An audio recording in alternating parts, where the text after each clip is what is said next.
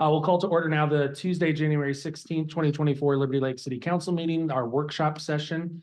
We'll take official roll call at the regular meeting in the 7 o'clock hour, but we'll note the absence of the record right now of Council Members Dunn and Councilmember Spencer and the mayor, who will be back in a couple of weeks. This workshop session will be discussing the city's social media policy as well as transparency in the city. And I think, Mark, you're leading us through that. Yes. Thank you, Mayor Pro Tem. And so I'm going to introduce both of these topics once and go through some connections with our recently adopted strategic plan, but then we'll discuss each of the topics separately. And so have an opportunity to go through some of the high level points and then have dialogue and hopefully land on some recommendations that we could move forward and bring back to council at some point. And so just to kind of frame this up, the strategic plan that council recently adopted has several things in it that kind of encapsulate both of these topics. And there's things like we prioritize building a community where everyone belongs, can easily connect with their neighbors and local government. We'll create more opportunities for community members to engage in civic life. We'll do what is necessary so that community members can understand, engage, and actively contribute. And then we'll operate with transparency. And it's that transparency piece that then kind of feeds into a couple of the key results. One of them is participation in civic events is growing each year. And we're counting things other than, say, events like Barefoot in the Park, although that is a civic event. We're saying civic events are city council meetings, board and commission meetings, those kinds of things as well. And then trust in city government is growing each year. And so and trust is a key component, or I'm sorry, transparency is a key component in trust. It always has been and it always will be. And so when we're measuring that, those two things really closely together. And so for the purpose of these two workshops, we'll start with the Code of Ethics social media chapter, which is essentially a policy that is codified into our municipal code. Which is Title I, Chapter 10, Section 4. And anyone can go to our website and find the Code of Ethics in the social media chapter in the municipal code. And so just some high level setting with the social media policy portion of the code. It applies to all, and the term it uses is representatives, right? And so it defines representatives as mayor, council members, boards, and commission members. And so tonight's conversation is really going to be centered on council members and mayors. And we can come back and we can address board and commission members at another time. But specifically tonight, relating to the mayor and council members. And it states in the social media chapter that the city's preference and it includes the word intent. So it says the city's preference and intent is that representatives only communicate in their official capacity using city-owned or maintained accounts.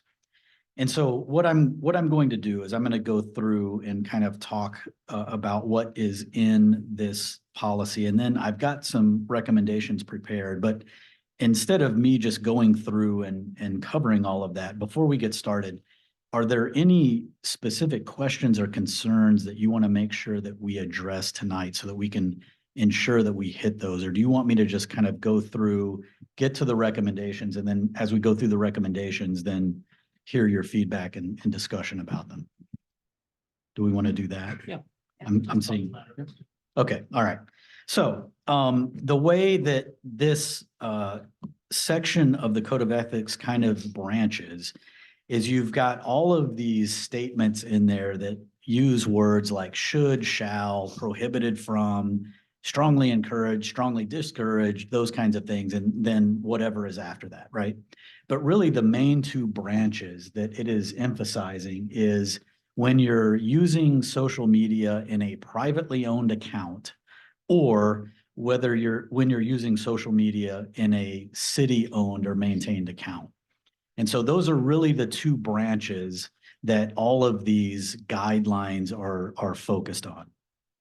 And so most everything for using social media in one of those two accounts is exactly the same. And so just going through those things, like the representative is the primary person responsible for compliance. Communication should model city council meeting decorum. It's not used to conduct official city business, and it specifically uses the phrase informally communicating with the public. State and local records retention laws apply. The city itself as an organization is potentially responsible for responding accurately and completely to records requests. And here's where the prohibitions and the discouraging comments come in. Prohibited from participating in conversations regarding city business when a quorum is involved. Strongly discouraged from following other council members or commenting on council members' content. Strongly encouraged to restrict users' ability to post content, and discouraged from posting or commenting on content that requires subscription access. And so on the privately owned accounts, using privately owned accounts, the only distinguishing factor that fits into that is that the representative, which is the person using it, either in this case, the mayor or the city council member, the representative must maintain and preserve all records according to RCW or as defined by RCW 42.56. And so it puts all of the burden for record retention on the representative if you're using a privately owned and maintained social media account.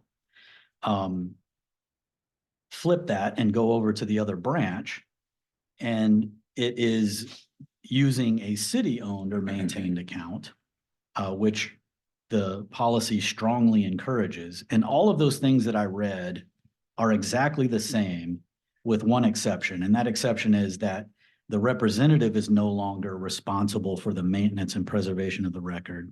That falls on the city as the owner and the maintainer of the account. And the only other provision that is in place then is that the city administrator, in this case, that's me, but whoever is sitting in that seat, the city administrator has the primary responsibility for enforcing the chapter.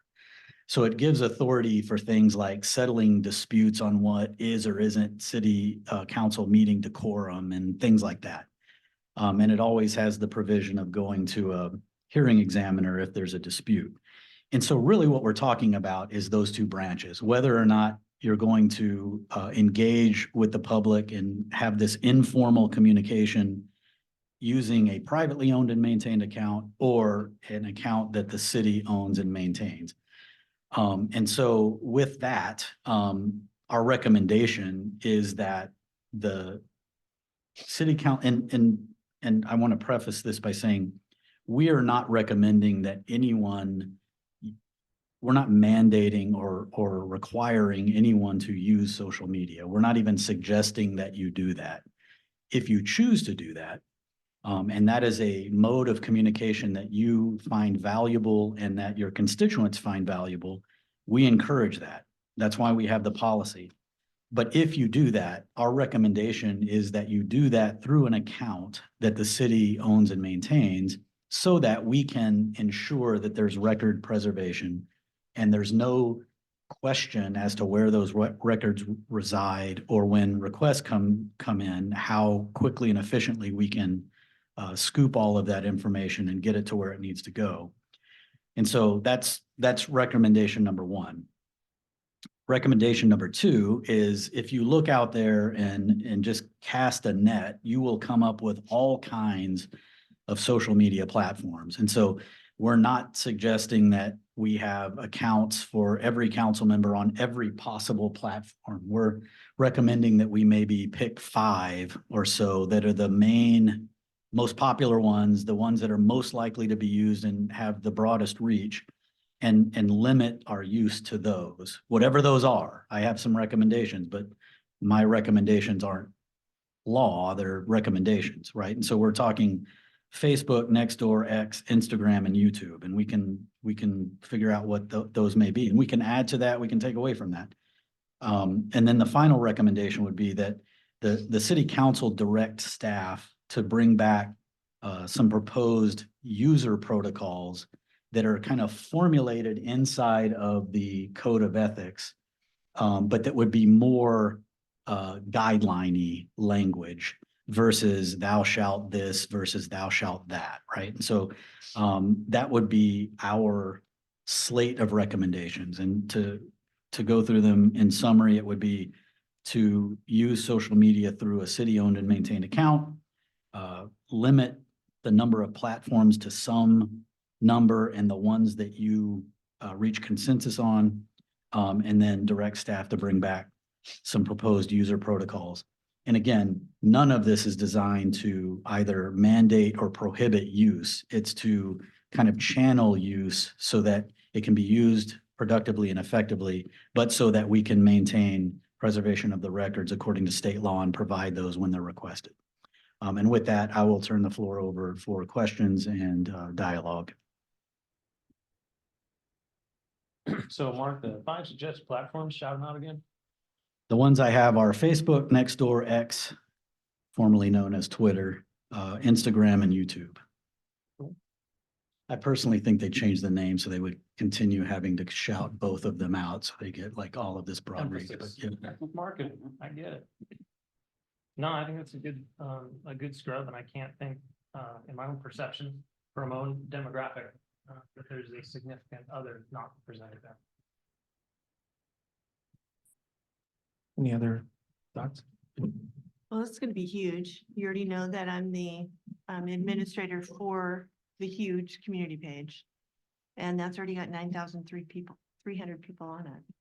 So I've already taken off as far as campaigning and political conversations. But as the administrator, you know, and to go along with Facebook guidelines, you do have to go ahead and delete some of those posts just because it doesn't match up to what Facebook guidelines are.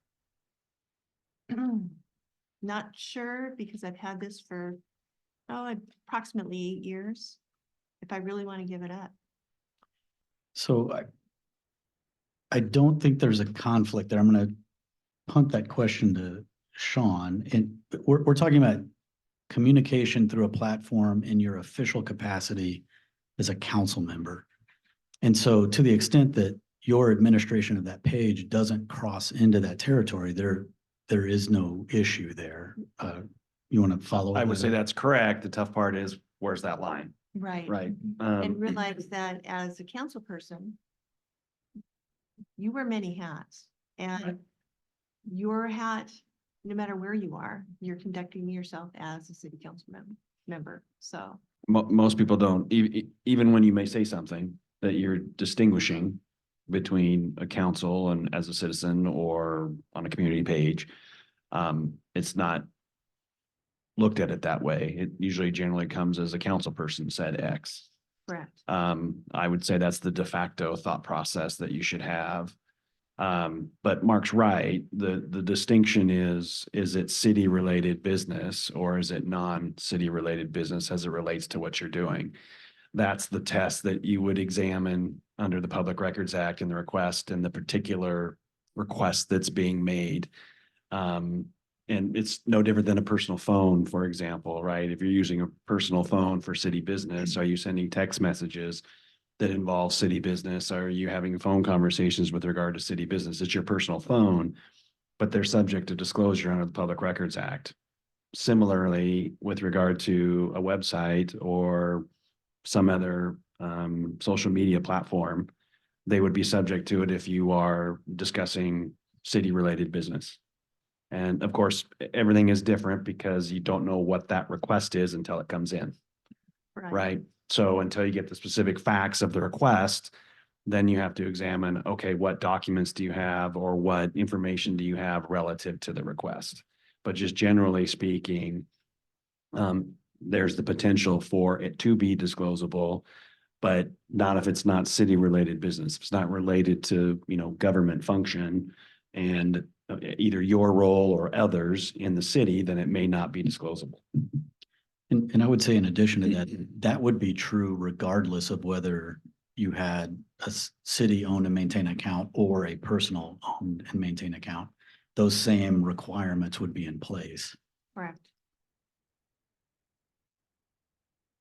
So, Mark and Sean, so just to be clear, I'm only on Facebook. I don't do Twitter or anything else. but it's okay to have a personal Facebook page as long as I'm not talking, because I haven't been about city business, but I've connected with a ton of like people I knew in high school, and we got a big reunion coming up this summer, and then, post pictures of kids or dogs. I mean, that's okay, right? Mhm. Oh, Mhm. okay. Yes. Okay, and then to what you were saying about phones. I wasn't going to get a city cell phone. I thought, well, why? But Kelsey, was it you that suggested I should do that? Because if I did have a city phone call, then you don't have to ferret through my personal Correct. phone looking for it. So Correct. apparently they're procuring one for me. So does everybody else have a cell phone? A city cell phone? Yeah, no? You do? Okay. And that's the main advantage, disadvantage is in a Mhm. public records request relative. I know it would be a hassle having two phones. I get that. Yeah. But if a request comes in, and they do Yeah. for phone records. Right. You can just say, well, here's my city phone. I run all city business. I don't have any my personal phone is all personal. Everything's Right. run through city phone. Kelsey has access, can gather that information, and we can send it out. Okay. It makes it easier, but that doesn't mean you have to do it. There's no Yeah. requirement. that Well, you no, it have to. sounded like a good idea to me, Right.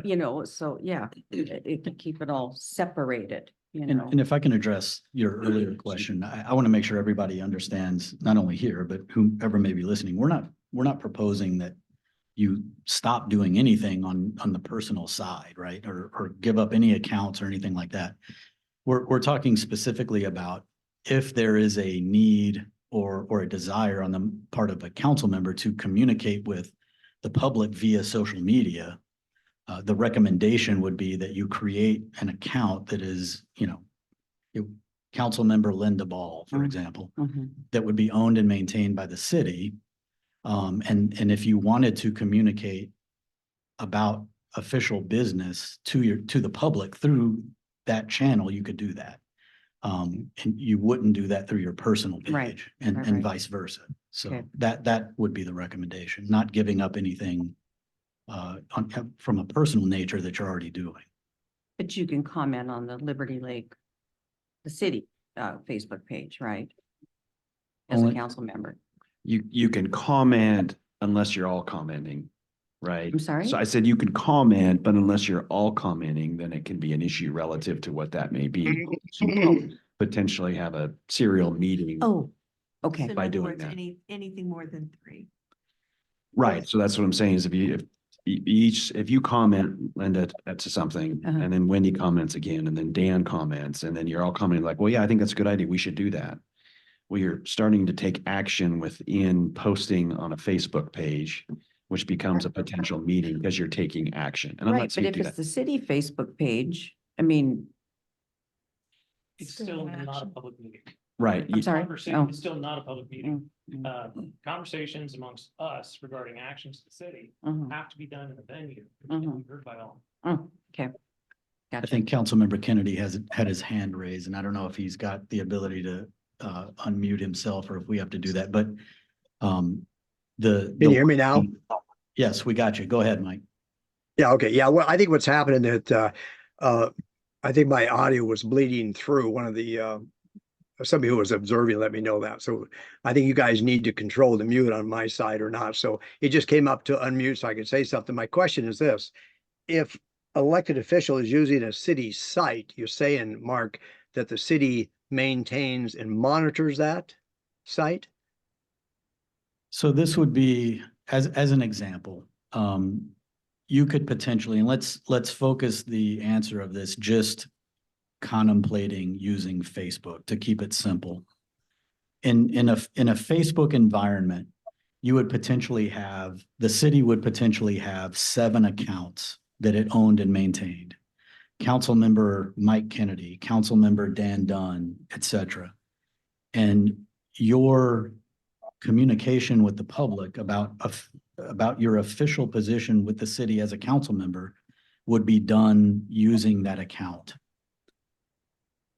Does that help answer the question? Yes, what I'm looking at is that if I'm having a conversation, the elected officials having a conversation online with a citizen, that is also can be monitored by staff. I wouldn't say monitored. I wouldn't say the conversation would be monitored. I would say the record would be preserved in a manner that if a request came in for that record, staff would have access to the record to be able to provide it to the requester. Okay, thanks. Councilmember Kurtz. And Mark, just to follow up on that, the record would still need to be preserved if it was your personal account, but you would be responsible. Annie Kurtz, would be responsible for providing that record if there was a public records request, same as Councilmember Kennedy would. So I think one of the biggest differences is the responsibility to respond to those things and be the keeper of the records, which I think it seems like is the biggest distinction between the two. It is the single largest distinction, and it takes I would say it takes the pressure off of the council member to have to preserve and produce those records, which could extend beyond your term as a council member potentially, right? So it just solves that piece of the puzzle without you having to worry about the preservation. Quick question, Mark. Yes, sir. So I think this policy idea is totally fine. For those of us who already set up one of those pages, I'm wondering if there's a way we can just transfer it to the city. Because whenever there's city stuff that I'm talking about, I always go on to the council member page, even though it's not an official page of the city, still has the RCW there about open records and all that stuff. So I guess that's my first question is, could I just transfer it over to the city when we get all these set up? Then my second question is, you mentioned something about we'd have kind of a standard user protocol for people. When you say user, are you talking about the council members, or are you talking about the people who might go on there and comment? I would say both, although we can't control the behavior of anyone outside of the city's organization. It would include handling communication from both sides. And so to Councilmember Ball's previous question about, commenting on other posts, that's what I envision being part of this protocol that council would direct staff to bring back some recommendations on.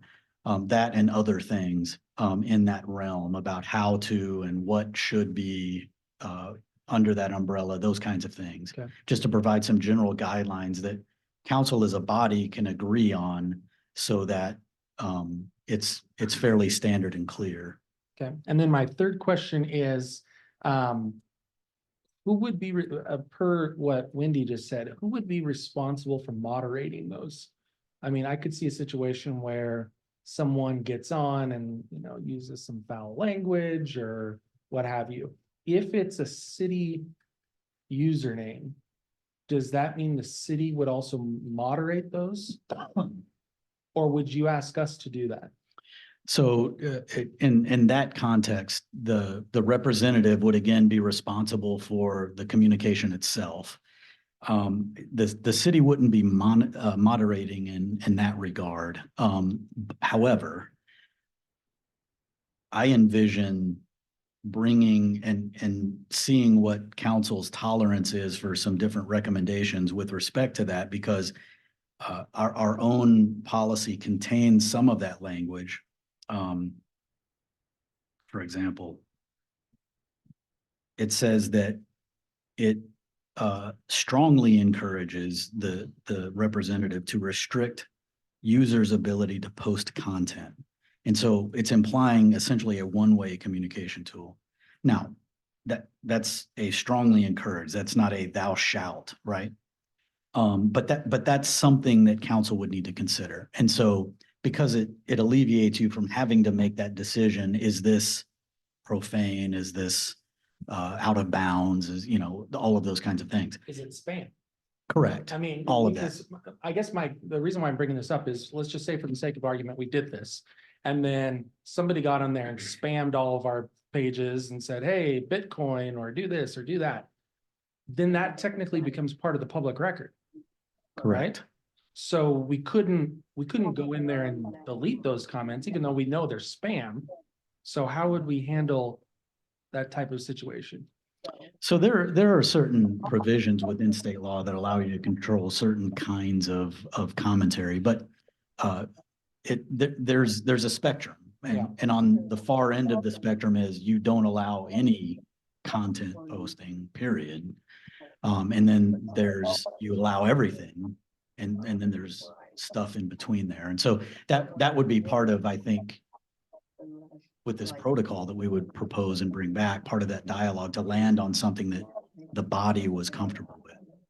There's is David, a paragraph I think that we have that's on the city's website. We have like a paragraph that says certain things, profanity, so on and so forth, that is used or said on the Facebook page, that your comments can be deleted, removed, what have you. So there's a disclaimer that's on the site that we put together and modified, I don't know, a year ago. Is it?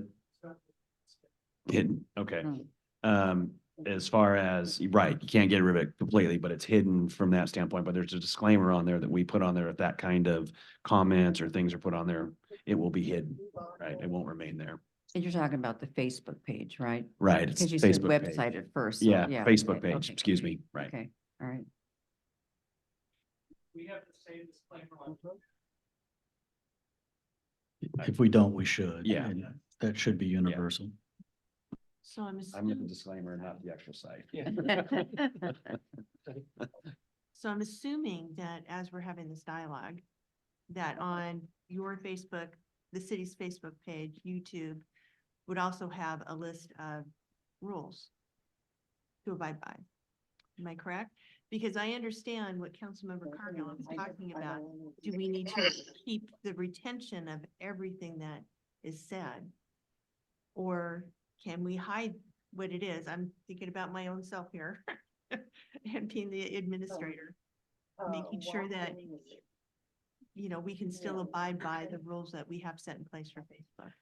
So, yes, so to answer that question, let's assume that you have an individual account that is owned and maintained by the city. That account, regardless of who was using it, whether it was Councilmember Van Orman or a future successor of Councilmember Van Orman, there would be disclaimers associated with the account that would indicate all of those things.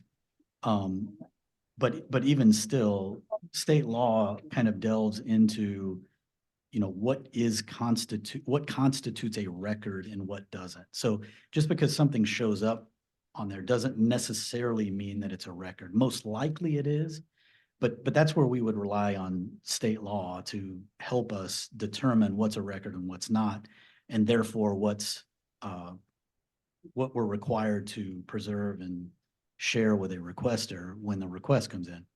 And that's done on a case-by-case basis, and that'll continue to be done whether you're using an account that's owned and maintained by the city or whether you're using an account that's owned and maintained by a private entity.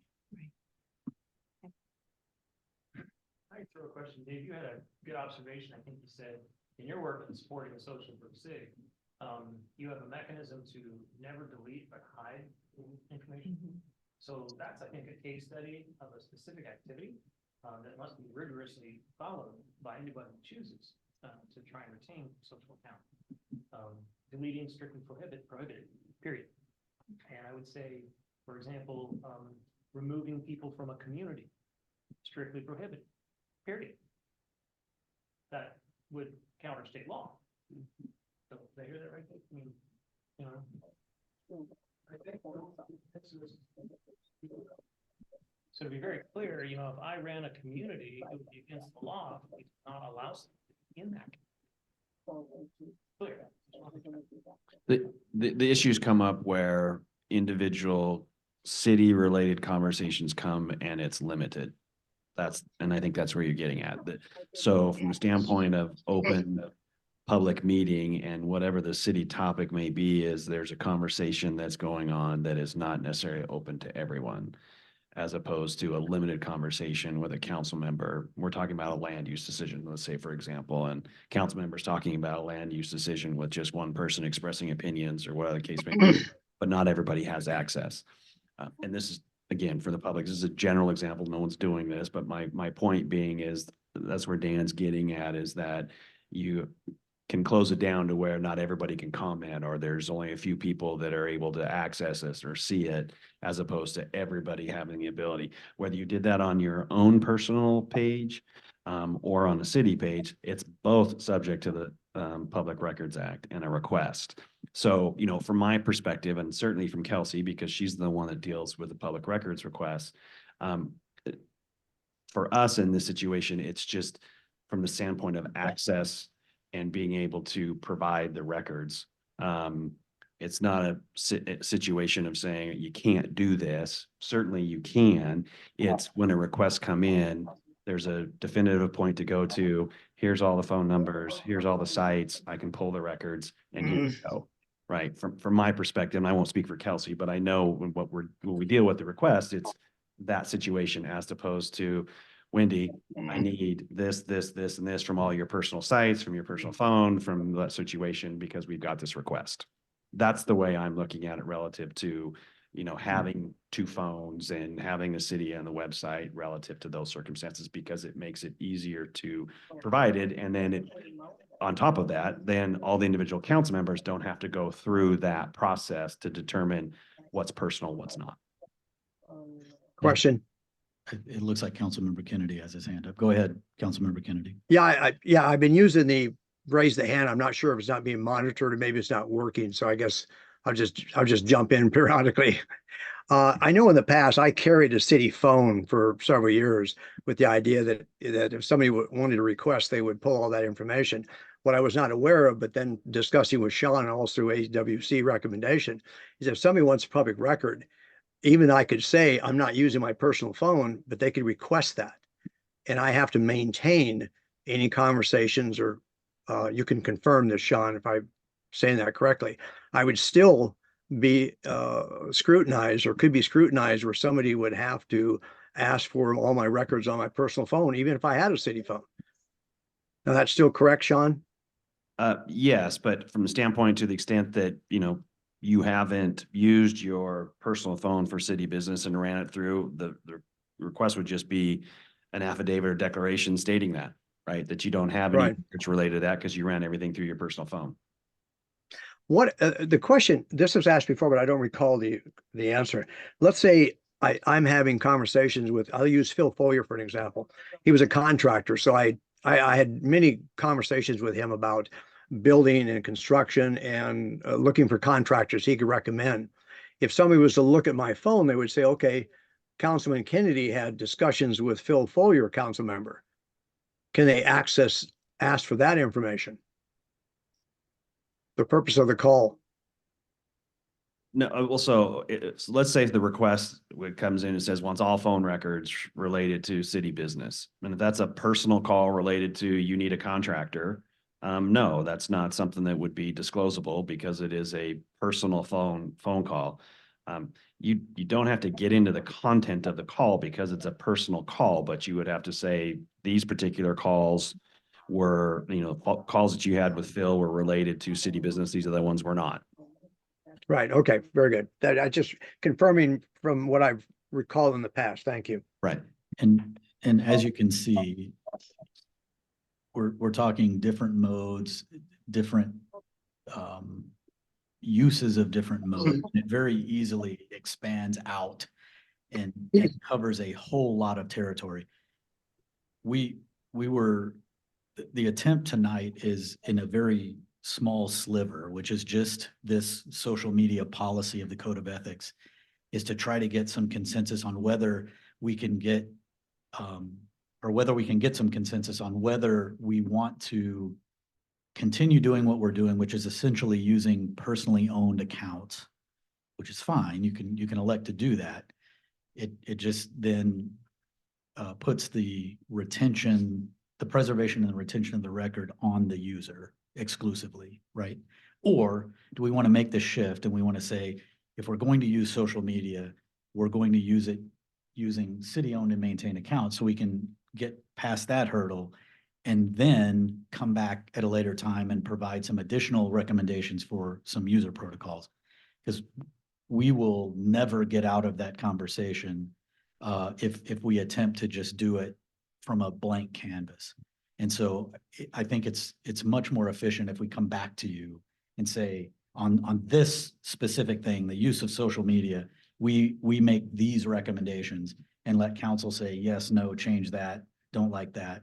And then hopefully fairly quickly, we can land on a protocol that we can all agree on. Does that work? Councilmember I, Fritz? I personally, Mark, would be all in on use the city account or not at all. Okay. I mean, I'm in on committing to a city-based account participation. So, yes, ma'am. So you're suggesting that each one of us has our own personal, not personal, I'm sorry, has our own social media page as a council person? If you're going to use social media, yes. Oh. Again, we're not mandating that you have an account. We're not mandating that you use an account. But if you're going to, our recommendation would be that it be an account that's owned and maintained by the city Okay. so that we can preserve Right. the record. Do you need a motion to bring this back, Mark? Not- In a no. workshop, no. No. Yeah, we're just looking for consensus here. Okay. So to operationalize that, Mark, example, I happen to have a personal account on Nextdoor. And I'm gonna now create a city account on Nextdoor. And if I am ever in that environment on that platform commanding city business, I'm using the city account for that purpose. Yes. That essentially is yes. And I think how that is done then gets back to the future discussion on the protocols. But yes, essentially, you've described it correctly. Maybe? Oh, sorry. It's okay. Go ahead.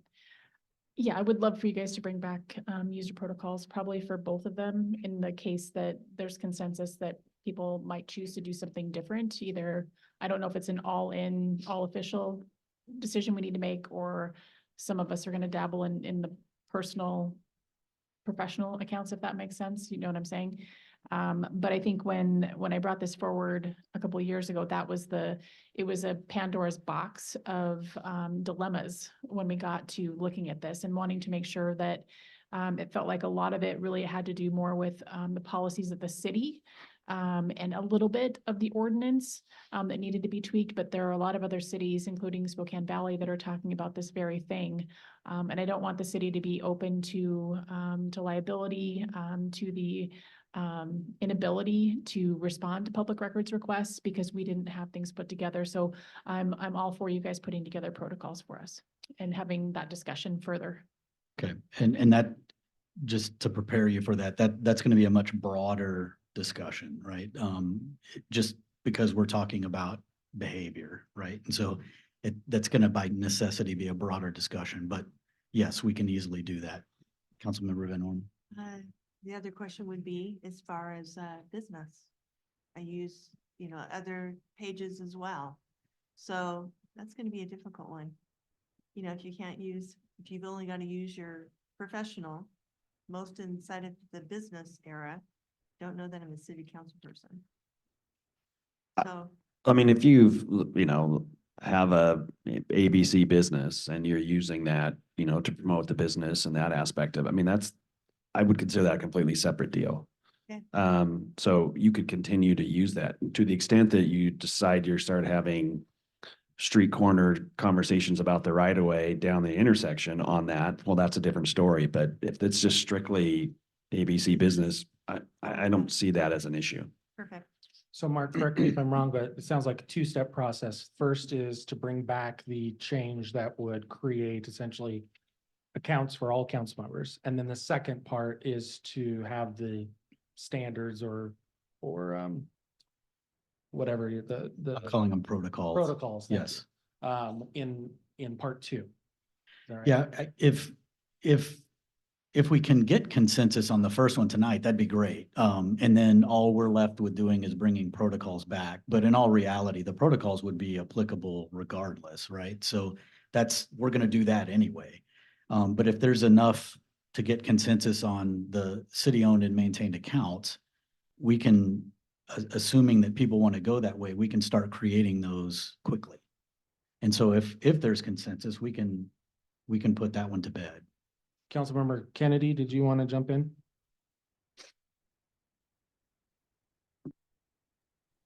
Can you hear me now? Yep. Yeah, I'm in favor of the city allowing accounts for each of the council members. I realize that it does not restrict us from utilizing our own phone if we're going to get in conversations, but that becomes our own responsibility. I think this is a step in the right direction to try to resolve problems down the road. It's not going to cure all of that, but I think it's a step in the right direction. I would like to see this brought forward in print form so we can discuss this again. Anybody else? Agreed. Okay. Sounds like we have a plan. All right, very good. Do we want to try to tackle topic 2? We got 20 minutes. Can you do it in 20? We can try. Okay. All right. So if you kind of think back to the introduction that tied all of this to certain aspects of the strategic plan, this also fits in there. And I think in the agenda, we called it an ordinance, and that really wasn't the language that was used initially. It was called the Proposed Transparency Act. And so when we initially started talking about this, the purpose of that proposal is to make certain that the public is aware of all meetings, can view all meetings, and knows of the items being discussed at all meetings. So that's kind of what this is aiming at. And in that there are, and I took the liberty of parsing this into 4 proposals versus 3, just I think to make it clearer, not only for me, but hopefully for everyone else. And those 4 proposals are that all public meetings would include a virtual attendance option. That's number 1. Number 2, all public meetings would be recorded and made available on YouTube, and then whatever potentially replaces YouTube, right? Agendas for all public meetings, including boards and commissions, be made available with 5 days public notice. And then policy changes or proposals discussed in all public meetings, including boards and commissions, would be made available in written form to the public as part of the agenda packet. So that's kind of the 4 elements of the proposed act.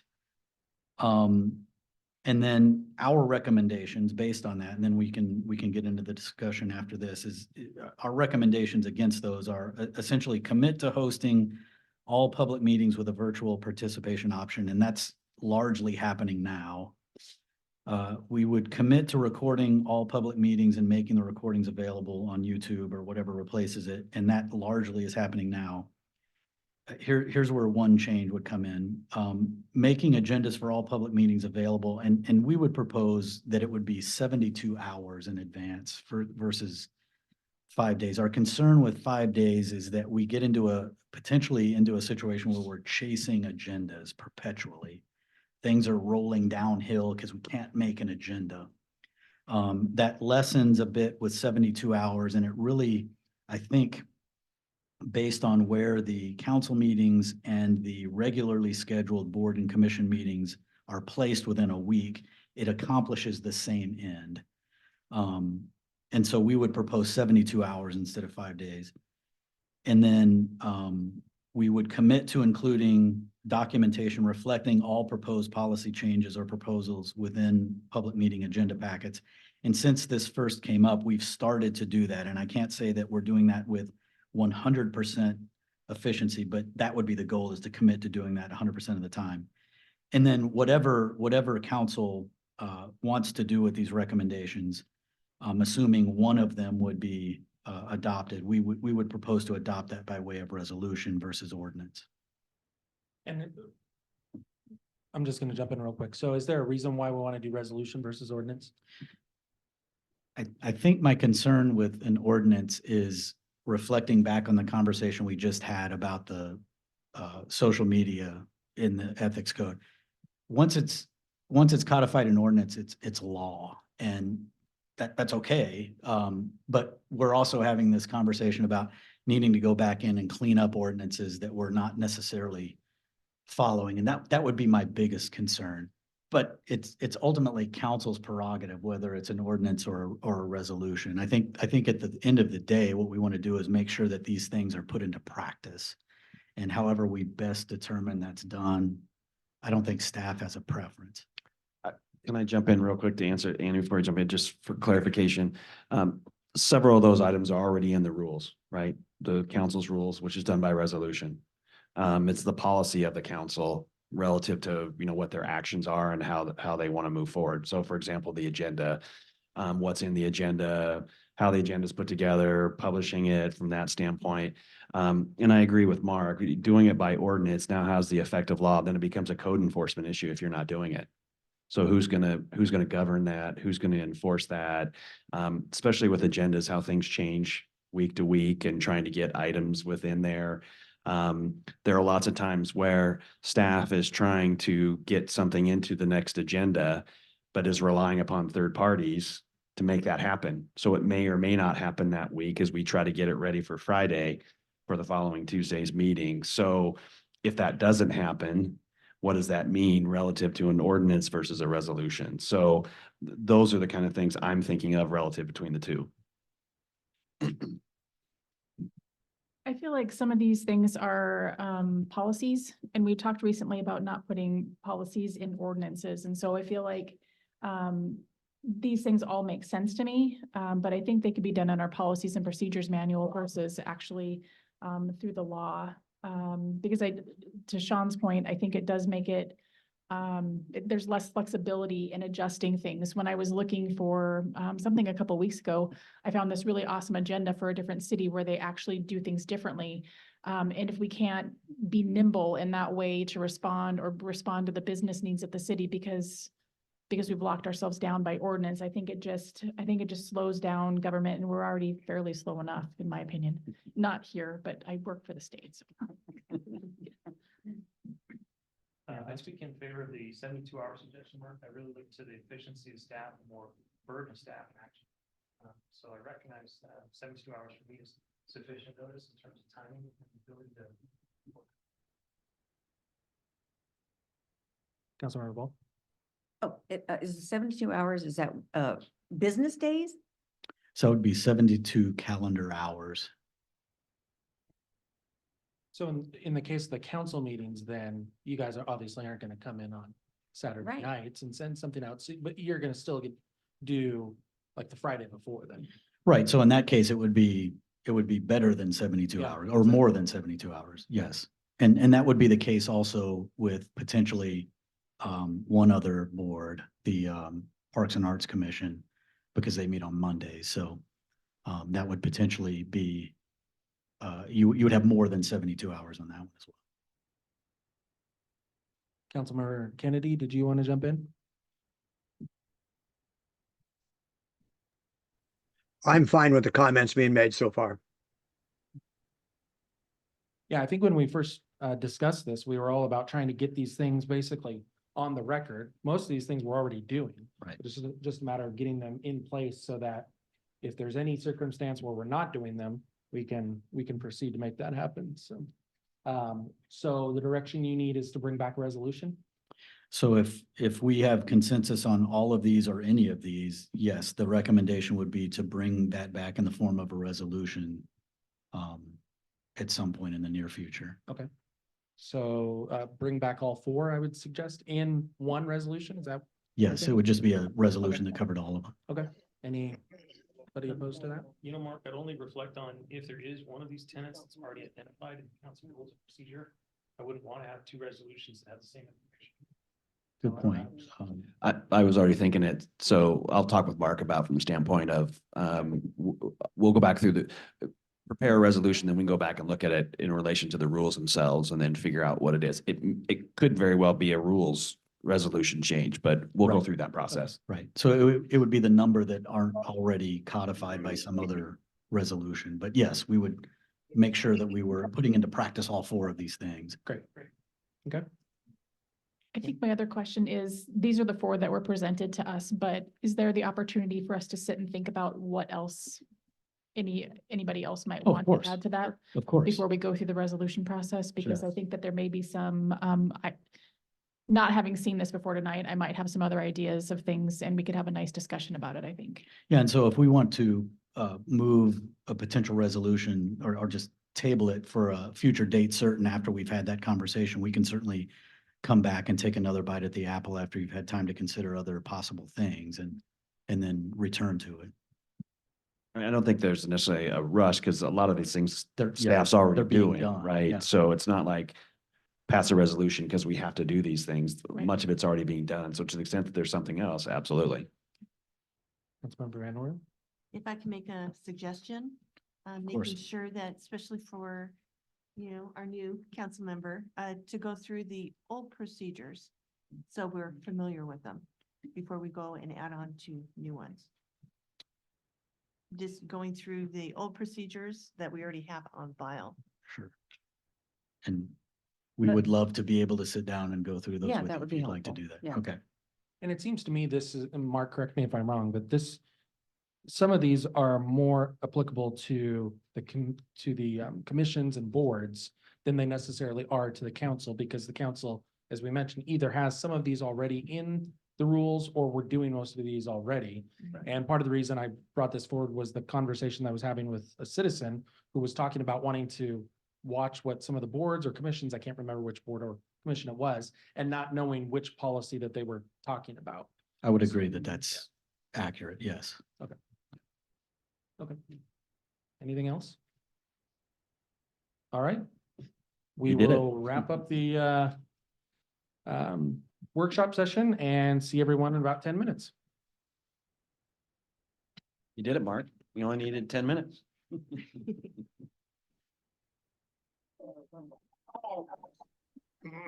47, so. 47.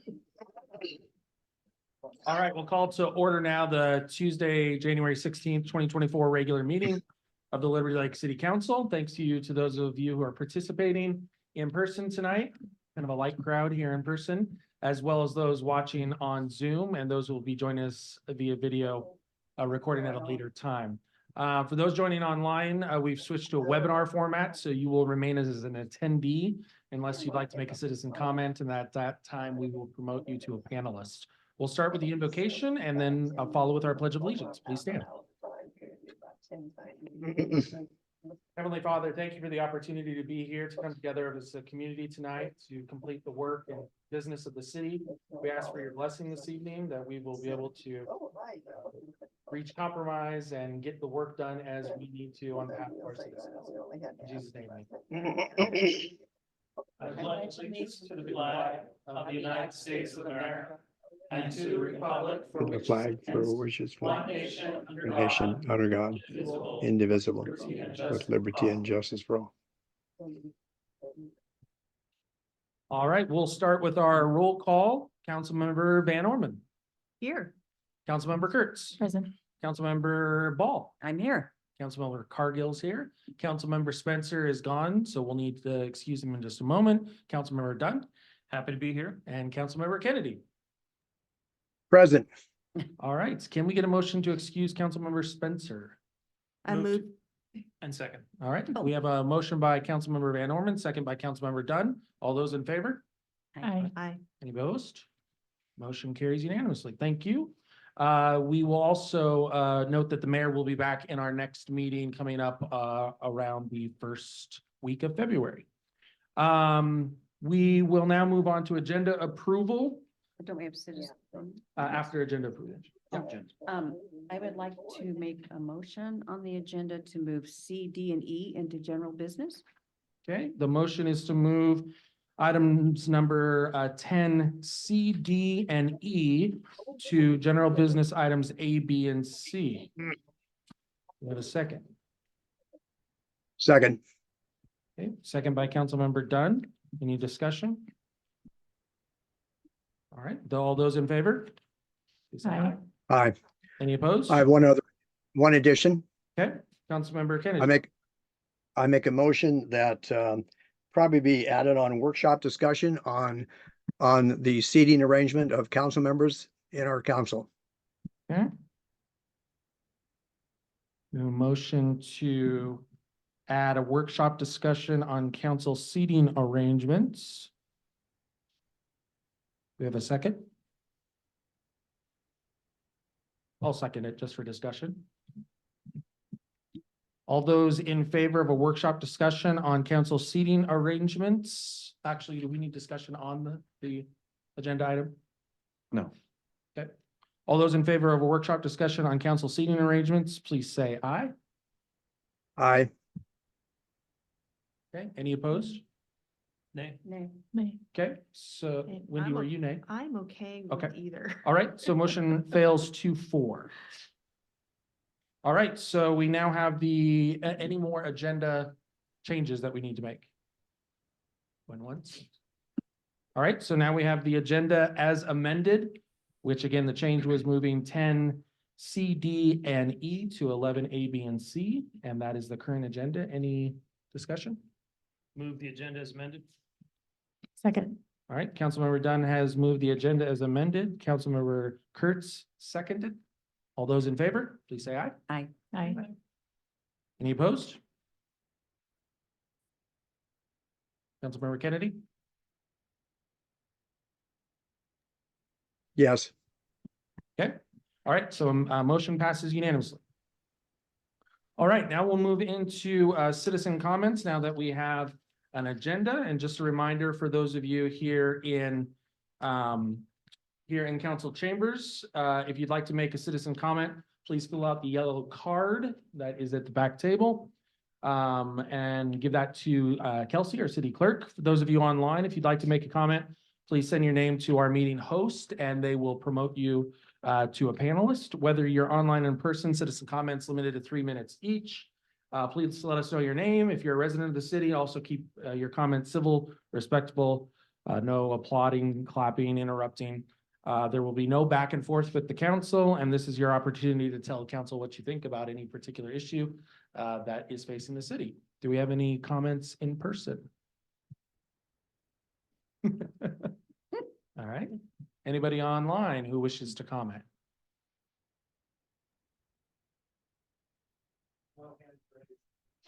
All right, we will have another opportunity for citizen comments at the end of the meeting. We'll move on to item number 7, announcements, proclamations, special presentations. We have a proclamation on the Community Risk Reduction Week. Kelsey. The proclamation for Community Risk Reduction Week, whereas every 21 seconds, a fire department in the United States responded to a fire somewhere in the nation in 2022. And whereas fires nationally are responsible for 3,790 civilian deaths, and 72% of these fatalities in 2022 occurred in the home. And whereas fires nationally were responsible for 13,250 civilian injuries, and 75% of these injuries in 2022 were also related to fires in the home. And whereas an estimated $18 billion in property damage nationally occurred as a result of fire in 2022. And whereas Wildland-Urban Interface, or WUI, related fires remain a concern nationwide with multi-billion-dollar losses as a result in 2022. And whereas the fire service responds to a growing number of medical calls for service, surpassing 80% of total call volume in some jurisdictions. And whereas community risk reduction is a data-informed process to identify and prioritize local risks, followed by integrated and strategic investment of resources to reduce their occurrence and impact. And whereas the value of community support from local, state, and national partners to address community risks is recognized to meet the demands on paid, combination, and volunteer members of the fire service. And whereas the goal of community risk reduction is to reduce the occurrence and impact of emergency events for both community members and emergency responders through deliberate action in the areas of the 5 E's of education, engineering, enforcement, emergency response, and economic incentive. And whereas most fire-related and many medical calls for service are preventable with the 5 E's performed as part of an integrated community risk reduction program. And whereas Monday, January 15th, 2024 is Martin Luther King Day and is nationally recognized as the National Day of Service and an opportunity for communities to reduce the risk in their community through a series of educational and other programs. All right, I need to read the rest of that. Actually. Yeah, therefore be it resolved that the week of January 15th through 22nd, 2024 be designated as Community Risk Reduction Week, a grassroots initiative of fire service professionals across the nation to raise awareness of the importance of CRR in the fire service community and an opportunity to make communities safer, dated this 10th day of January 2024 by the mayor. Do we have a motion to approve the proclamation? Motion to support the proclamation from the council. Second. Okay. a motion by Councilmember Dunn, second by Councilmember Kurtz. Any discussion? All right, all those in favor, say aye. I Any opposed? Aye. All right, motion carries unanimously. Thank you, Kelsey. All right, we will move on now to reports and inquiries, city council report. Councilmember Ball. Okay, you're gonna love this one. Last Tuesday night, week ago tonight, I went on a ride-along with the Liberty Lake Police. I had to write it out because it was so exciting. Anyway, I met Officer Kyle Fritz at 6 p.m. at the station. We sat at his desk for about 40 minutes, as he showed me the various bulletins they all they look at that include outstanding warrants, some with photos, and so they can be on the lookout for these individuals. Post Falls Police also shares information, which is really helpful because, as he pointed out, crime doesn't cross borders. There was also a juvenile runaway to be on the lookout for. I was very impressed with Officer Fritz's preparation, and their technology is very impressive. The officers on patrol know where each other are at all times. It's a very coordinated group. So the evening started out pretty ordinary. We laughed, proceeded west on Country Vista, keeping our eyes out for anything sketchy. We cruised to Barker, crossed over to the River District on the new Kramer Parkway.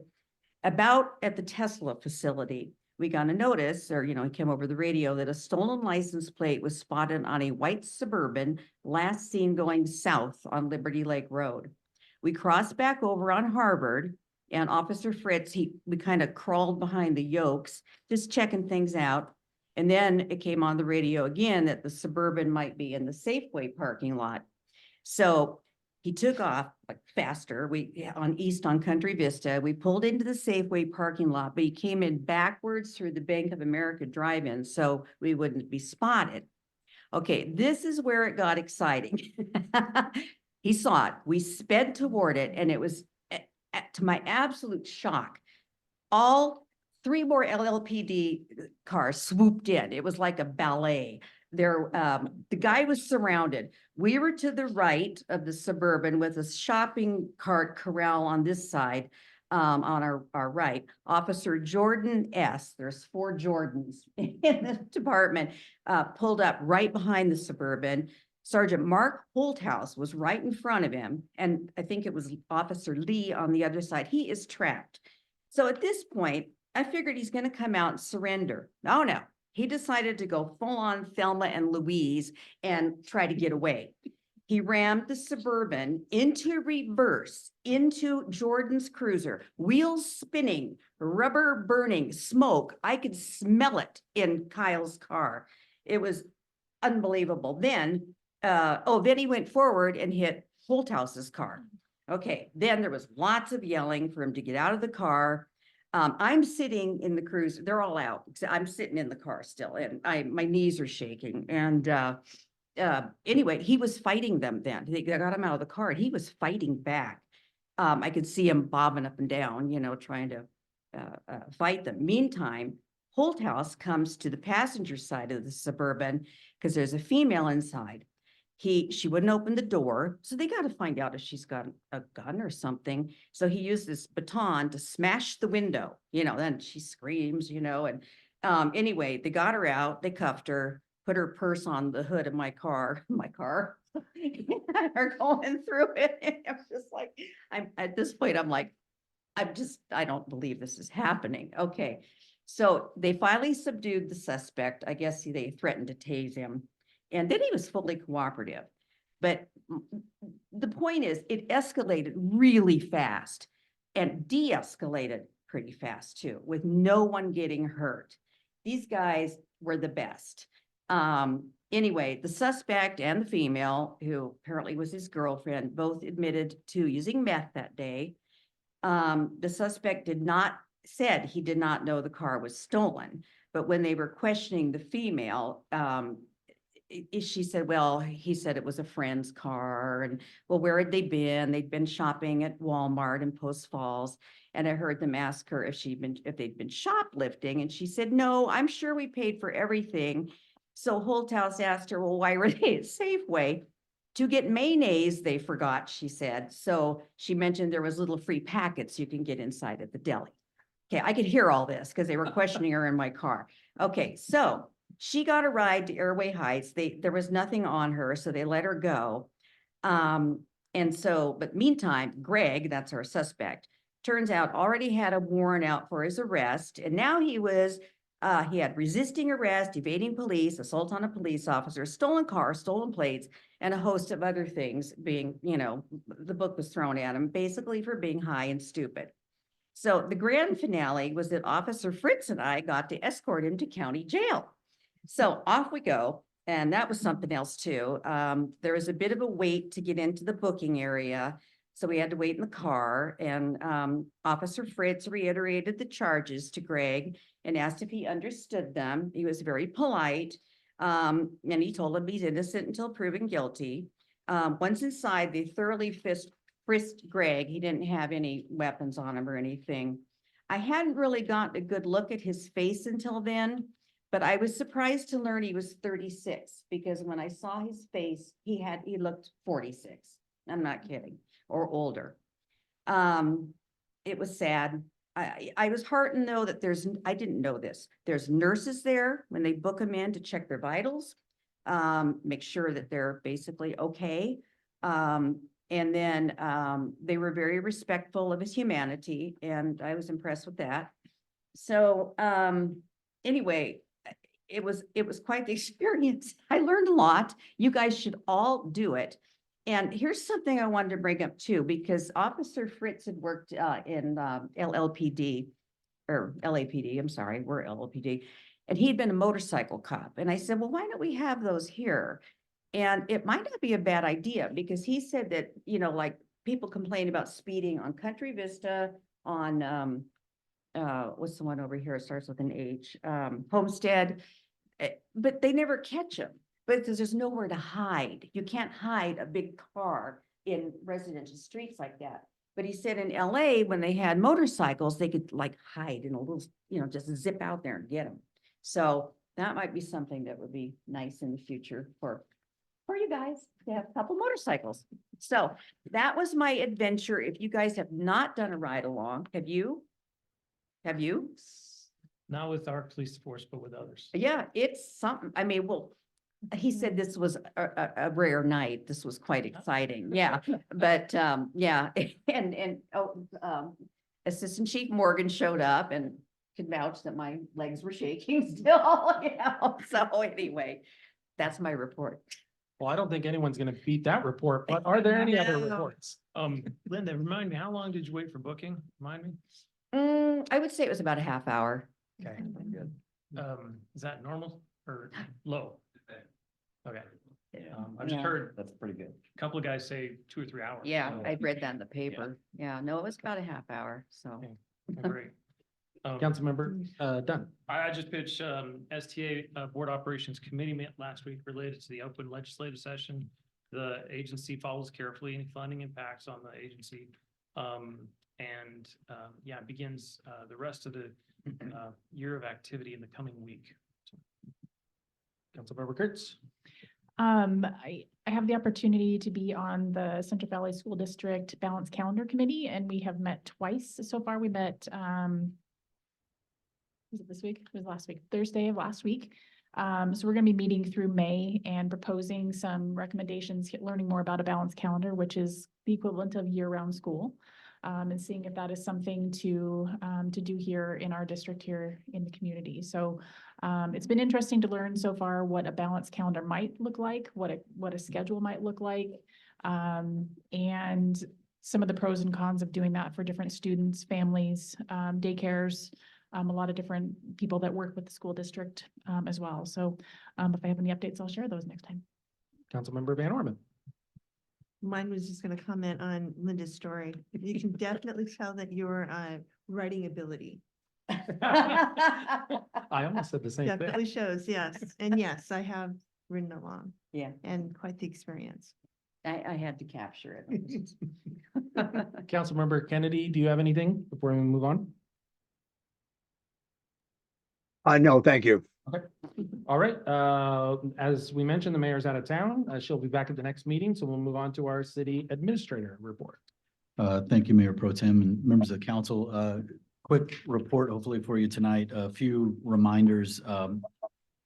Depending on how the weather cooperates, I'm scheduled to fly out to Olympia tomorrow to join the Greater Spokane Inc. in their legislative advocacy, and that'll give the city an opportunity to kind of advocate for all of the priorities that council adopted earlier, or actually later last year.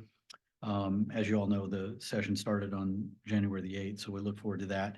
And then the mayor and I will be traveling together in early February to the Association of Washington Cities legislative advocacy opportunity, again in Olympia. Essentially with the opportunity to do the same thing with a different audience. And so two great opportunities to get our message and our priorities out in front of the legislative delegation over in Olympia. And then we've got an exciting event starting later in February at the library. They have partnered with an outfit to provide some Master Gardener series lectures at the library. This is a 6-part series starting on February 22nd. I'm not sure if Jandy is on the line. Does this require registration, Jandy, or is this an open invitation? Michael, can you see whether she's there? Okay. Yeah, I'm here. It does not require registration at this point. We might just have it to try and get a count of how many people are planning to come, but it's open to anyone who would who wants to join. We'll have half of them as Saturday classes, and then the other half will be on Thursday evenings. And if anyone would like additional information about that, our point of contact is Michaela Kittlestead at the library, and you can visit our website and get her number, email address, ask any follow-up questions that you may have of Michaela. She'll be happy to answer those. Any questions about those 3 items? What time's it start on the 22nd? Let's see, It's at 6 p.m. 6:30. 6 p.m. 6:30. Yes. Sweet, thanks. All right, I'm going to turn the mic over to Kelsey, and she's going to provide a quarterly donations update. Thank you, Mark. I've put together the quarterly donation update for you guys. The 3 largest are on there. The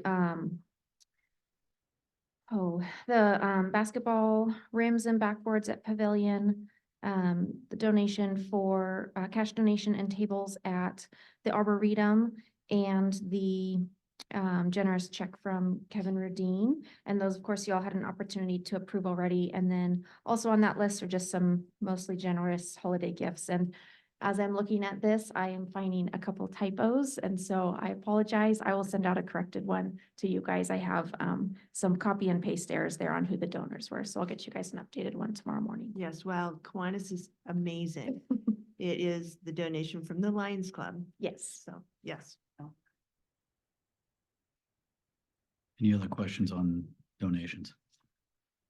All right, we had the opportunity to distribute the monthly department reports last week, and now is your opportunity to ask any questions of the department heads that you may like to ask. Just one quick comment, Mark. Yes, sir. The numbers that are in here, which by the way are great numbers, are we going to be distributing that to the public at any time in the next, what's the timeline for that? I know we usually do. For all of. I'm the sorry, I'm departments? looking specific, sorry, I had the numbers right in front of me, so I skipped over that part, the financial part.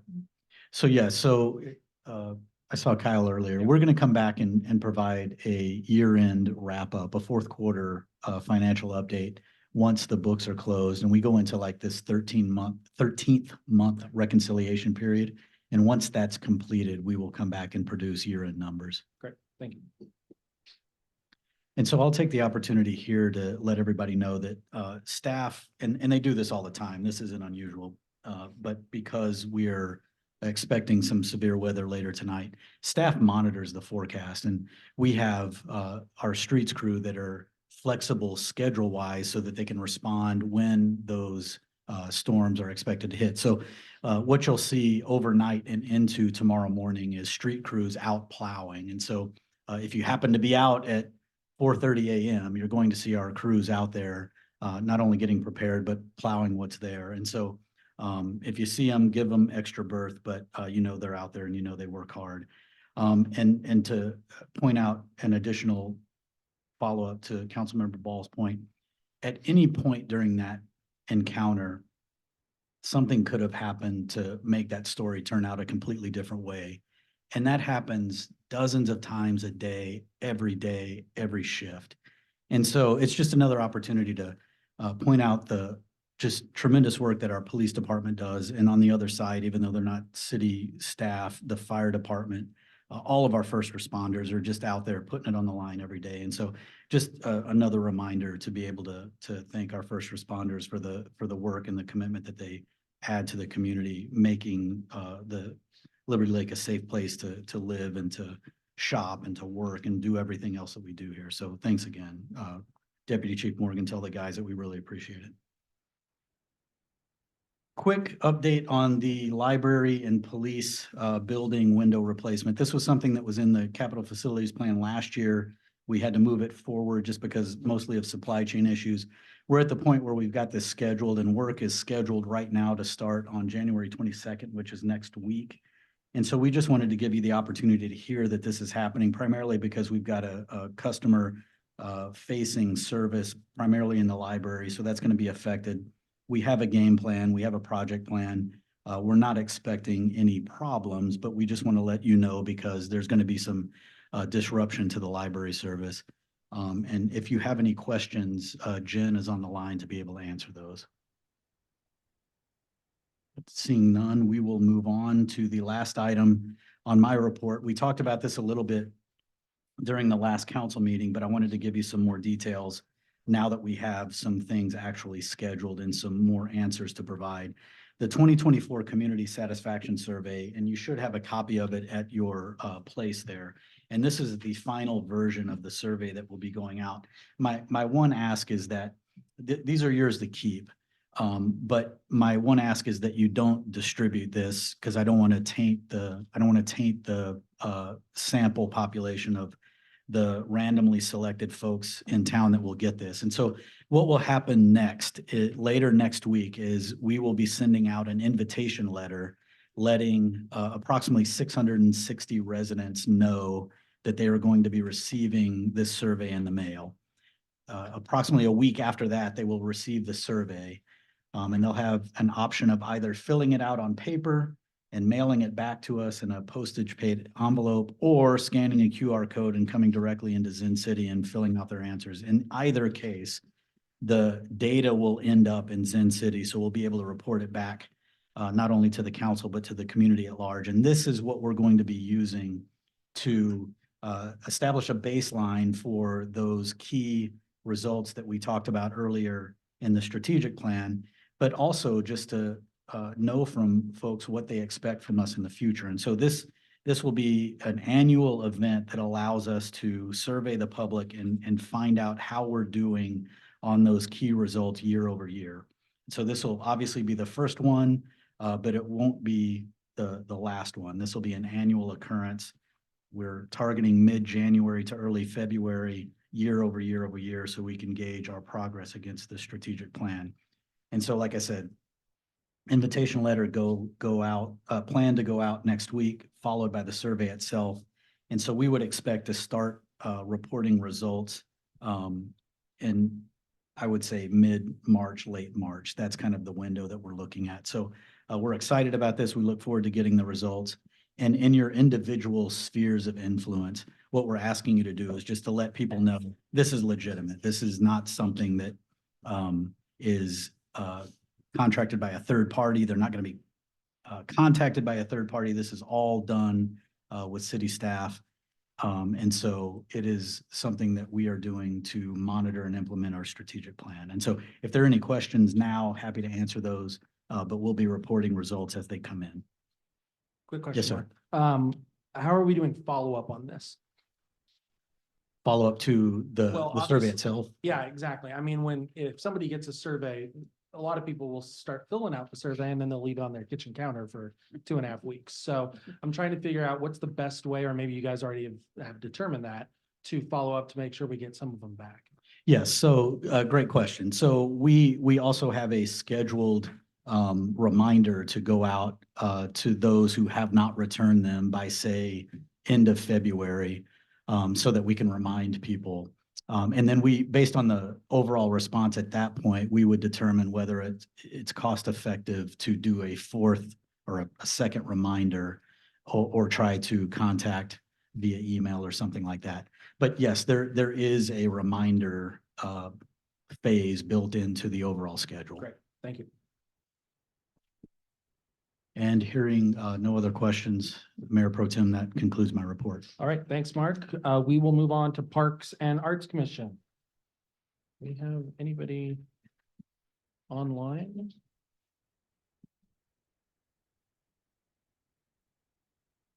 Don't think we do.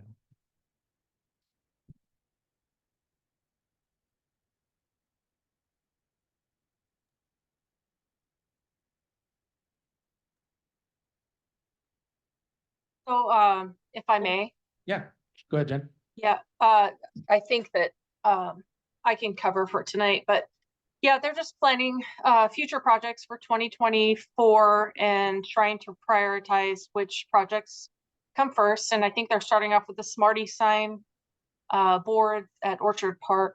That was the #1 priority they determined to get kicked off for the year. They're still working on where the trailhead beam project should live, and I think they're all slowly agreeing on the library, the future library. That might be a potential project for the new library. Let's see, this is off the top of my head. And then they're working on the trailhead art walls. That there are 2 walls in the new trailhead building where there's potential for art placement. And so there will be future discussion at the February 5th meeting on what kind of art and how they're going to appropriate that art, and the details of that will be discussed at that future meeting. Any questions for Jen? What's a Smarty board? So it's a very large physical board. And I mean like 4x6, 6x8. It's a very large board that it gets installed in a park, and it is customized with specific signs. I'm trying to figure out the best way to interpret this. It caters to children who are nonverbal and adults alike. It has a bunch of symbols oriented on this board that are visual symbols. So if somebody encounters a nonverbal person at a park, the nonverbal person can go to the board and actually point to it. So the example would be a nonverbal person is at a park, be it a child or an adult, and they're thirsty. They don't know where the drinking fountain is, but they can't communicate that to another park user. They can point to the board, the Smarty board, and they can point to the drinking fountain symbol and sort of communicate to that person non-verbally that that's what they are looking for, that's what they want, that's what they're after. And so it's a way for park users to connect who are nonverbal with park users who are verbal. And these Smarty sign boards can be customized. So the example being Orchard Park has very specific amenities compared to Rocky Hill Park, compared to Pavilion Park. And so as these sign boards are built, they can be customized to each park location per the special amenities that that park has. And we're starting off with, or the Parks and Arts Commission is recommending starting off with Orchard Park. And so we'll kind of see what happens with that, and the design that will all come before you so you can kind of familiarize yourselves with it. But I think it's a really neat idea to kind of incorporate that all accessible aspect of every park, and be able to help the nonverbal park users, and hopefully too in the new design next year of Pavilion Park. It will turn into a playground that's accessible to all. That playground is very old. And the idea is to get Smarty signs installed at Pavilion Park and as well as Rocky Hill Park, but kind of tying into that updated park user opportunity. Thank you. Thanks. Any more questions for Jen? All right, Jen, thank you. All right, Planning Commission, Joe Mann.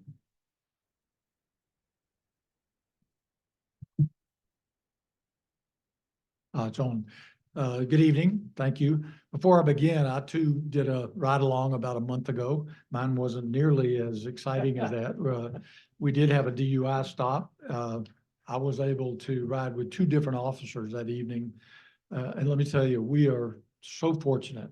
These guys are so passionate. They care so much about what they're doing. They care so much about us as a community. I was totally blown away. I was not prepared for the depth of professionalism, the depth of caring that I saw on the part of these young men. I was absolutely astounded. And as chair of the Civil Service Commission, that just makes me, it makes my job of doing that much easier. So we'll get on to planning. One of the things that is really good for us is that for the first time in a long time, once you approve Phil Foyer to join us, we will have a full commission. And we have not had a full commission, including two adjuncts, in quite a while. So that's a real plus for us to be able to get a lot of different ideas and a lot of different looks at the things we're going to do. Because this year we have a pretty huge schedule. Our major part of the schedule, of course, is going to be to review the comprehensive plan and the development code amendments. Those are due at the end of June to the Department of Commerce, as you know, so we need to get them to you before then. I think two of the biggest challenges in that is going to be the fact that we have to plan for all levels of income housing, from the very poor all the way through all of the different levels according to the state statutes. The other part is, and this one is one that we're going to be wrestling with quite a bit, I suspect, is the climate resiliency. And what does that mean, and how do we go about planning for that? And that's going to be a major part of this, what we see as a very heavy lift in the first part of the year. And as I say, it'll have to come to you before June so that you can approve it and then go to the Department of Commerce. Pretty short report. Any questions? Thanks for your service. Thank you. Thanks, Joe. All right, we're going to move on to Liberty Lake Sewer and Water Districts. Sure if we have anyone online. No one here in the chambers. Nope. Okay. All right, that concludes reports and inquiries. There are no workshop discussions, so we'll move on to general business consent agenda and entertain a motion for 10A on the agenda to approve the January 2nd, 2024 meeting minutes. Move 10A meetings, meeting minutes. Is 10B also in the general business? It is, yes. So yeah, 10A Yeah, and B. 10A and B, okay? The motion is to approve item numbers 10A and B. Second. Okay, Councilmember Kurtz is the second. Any discussion? All right, all those in favor? Say Aye. Aye. Any Aye. opposed? All right, motion carries unanimously. So we will move to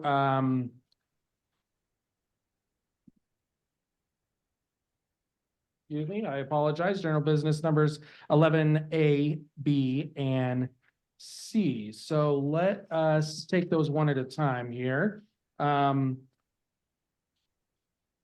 business item 11A, approve the 2024 Liberty Lake Splash Agreement.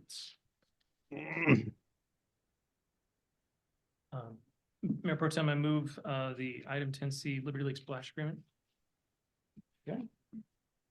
Second. Okay, Councilmember Kennedy seconded. All right, motion is to approve item 11A, the Liberty Lake Splash Agreement for 2024. Any discussion?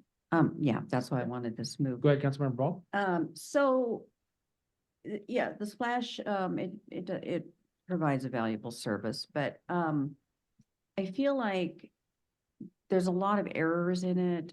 Maybe it's just, grammatical or whatever, but I feel like for what we're paying, we should have the opportunity, maybe we do, I don't know, I'm new, to, review it before it comes to print. Maybe do some editing if necessary, and I'd be happy to do it because I am a former journalist, but I just think that it could be dusted off a little bit. That's all. So I'm going to ask David Gaynor to come to the podium and describe what our ability on the pages that we kind of govern is, and then how that relates to the rest of the publication. David, Okay. wanna Yeah, shoot. The city is currently paying for one page. I think it's generally on page 7. It's called the Lookout. I don't know why it's called the Lookout. We don't have control over that. But the arrangement is basically, since I've come here, I produce all the written material, the photography, sometimes the ads that appears on that paid by the city page. We don't have any say on other pages. I don't know to what degree you've seen some errors, and if you have, if it was something that I did, I would like to know if I needed to correct something. No, I mean, I wrote for them too for a couple of years, and they would actually edit in mistakes. okay. So if there were mistakes on our pages, it wasn't you probably. I will say, we don't have control over layout, which me being also a graphic designer, sometimes I wish some layout issues would be a little more to my training. Mhm. Sometimes I do see photos placed in there with not the article that the photo is supposed to be next to. Right. I've talked to Mark a few times. I said, I would like to see if we could have, and stop me if I'm going on to an area I should not be getting into, but it would be nice if we were to have maybe the ability to also provide the layout for that page Mhm. to make sure the photos get placed with the articles we want them to be associated with, make sure the cropping is eye appealing. I was pleased last month, the photo I supplied for the survey, the community satisfaction survey, did appear just the way I envisioned it. I thought it was eye popping, the colors worked well. It didn't get cropped in an unappealing way. Sometimes I will provide them with too many articles, so I will have to prioritize saying if we can't fit it all in, make sure we at least get these ones in. Mhm. So if we were to have control over layout, I could see, okay, I need to trim down some things to make sure everything gets in that we want to. So I think from a quality control, quality assurance perspective, we can have it over page 7. I think the best that we can do on everything else is try to work with the editors to come up with a better outcome. And we can do that. Yeah, I mean, you should have the right to take a look at it. certainly do, yes. Yeah. Yeah, Mark, we don't have currently the right to see the layout before it gets printed. Well, I guess that's where my question is, Yeah. is that if we're gonna be paying $14,000 a year for what essentially is an advertisement, can't we submit the advertisement, which is our layout? I mean, that's what, if I were just someone buying advertisement in the Splash, they wouldn't necessarily design the ad for Right. me unless I asked them to. So essentially what we're submitting to them is an ad. We can certainly have that discussion. Okay. Yeah. And we'll be happy to do that. And there have been a few occasions where we did provide as part of that page an outright ad. Right. Like the schedule for Barefoot in the Park, which I designed for my end, and it appeared the way we wanted it to last. Yeah. Councilmember Dunn. I can't speak for the publisher, but I'll speak for my relationships with the publisher. The Kiwanis and other groups that I'm a part of have often bought ads in the Splash. And Ben, Danica and Wick are always really, Danica and Ben are always really interested in supporting their clients and specifically getting, I guess, support, layout and other activities. So I just encourage you to get together with them, and I'm sure they'd be happy to talk through it. Yeah, they've been, the folks I've interacted with have been great to work with. In fact, I just had an email from Greg Howard today on reminding me to submit some stuff by Friday. Yeah. Mayor Pro Tem, Yes, Councilmember Kennedy. yeah, I had my hand up, so I don't know if you Sorry see it about or that. not. I think it's a great conversation, but to be honest with you, I'm very concerned that if the city council suddenly starts getting involved with a business, any business, that does business in Liberty Lake, that we start dictating what we think and they should and should not do. How we can deal with that is that we pay them X number of dollars a year to advertise what we give them. If we're not satisfied with that, then don't do business with them or look at reducing it.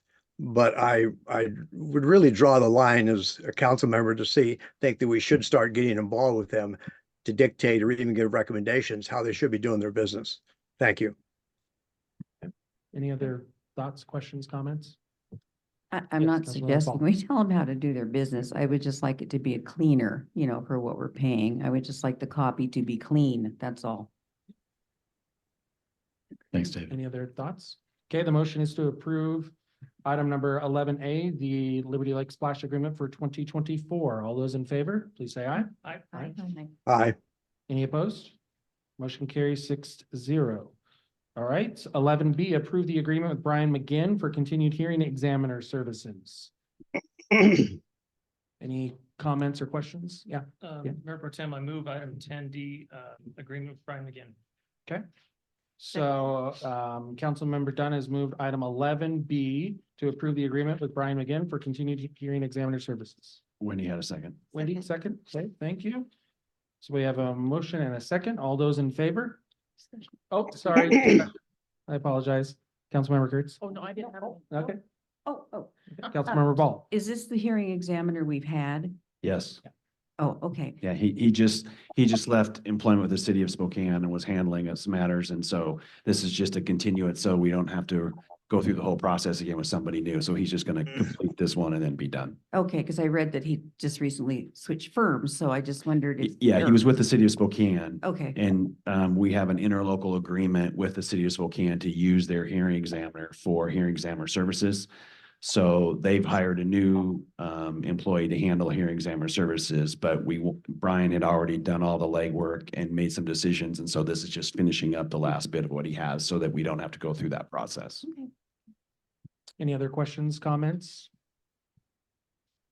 All right, all those in favor of action item 11 B. C, B. Approve the agreement with Brian McGinn. Please say aye. Aye. Okay, motion carries 6-0. Now we'll welcome back an old friend. Item number 11C, confirm the mayor's appointment of Phil Foyer as voting member of the Planning Commission. I move Phil Foyer be on our new planning commission. Fill that out. All right, motion by Councilmember Van Orman and second by Councilmember Dunn. Any discussion or do we want to take some comments? I guess that, I have another, I'm Probably- sorry, lots of questions because I'm new. Is he, I'm sorry, I thought that we filled all those positions at the last meeting. This is the last one for the Planning Commission. Okay, that's all I wanted to Yep. know. I thought it was already full. Yep. Okay. I think Mike has something. Yeah, Councilmember Kennedy. I was just gonna make a comment, you know, this individual, has his application been vetted? Have we really looked at this guy?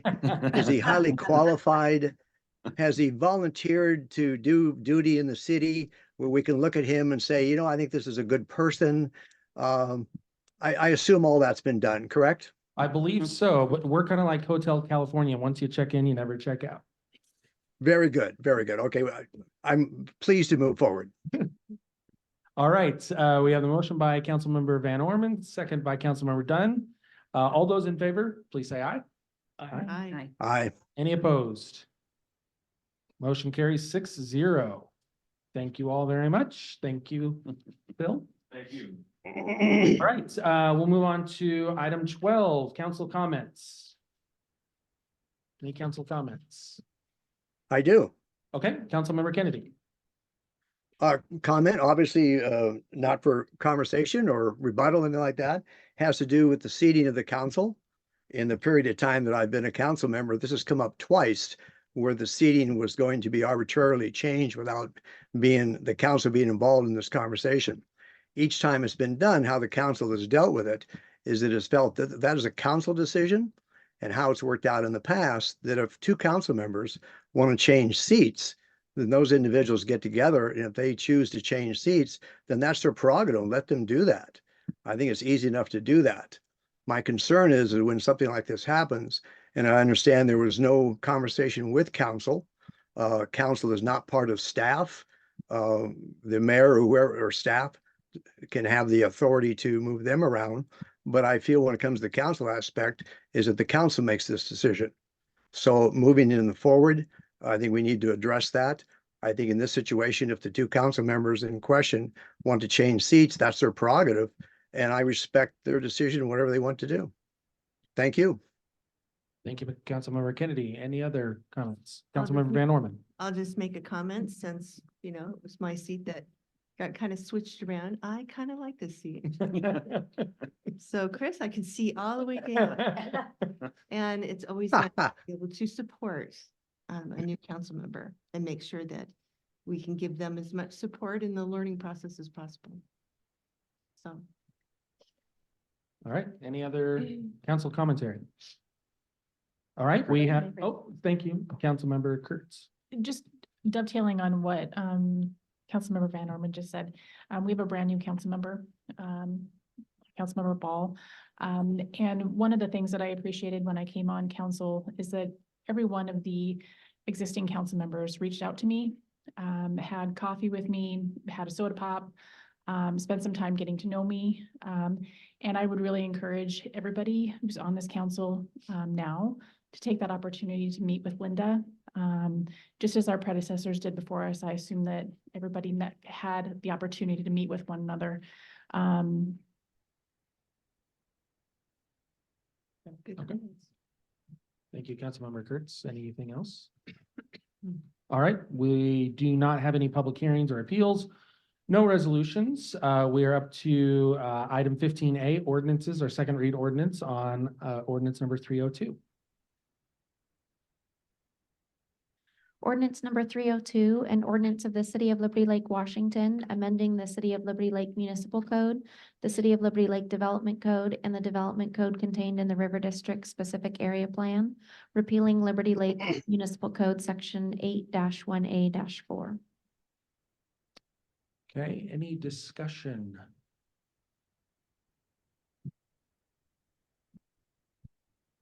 I just wanted to, in a high level, get an overview. I believe this is related to the landscaping portion to the code. Yeah, Lisa. Is Lisa available for a quick comment? Lisa, are you online?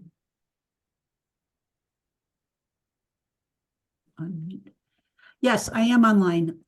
So yes, this ordinance is addressing landscaping code in the River District. It's also amending the street tree specific development regulations in the city's development code. It is repealing it is addressing community events and that permitting process, and it's also repealing a portion of Liberty Lake Municipal Code related to events that is arcane and hasn't been followed for a very long time, so that we don't create a conflict with our new community event permitting protocols. So that's it in a nutshell. I stand for any questions. Thanks. Any questions for Lisa, Councilmember Van Orman? I do. I regret to even bring this one up. We have a tree that was designated historical. It was called the legend tree, and I am not seeing that legend tree no longer viable up there on Legacy Ridge. Lisa, do you know which one I'm talking about?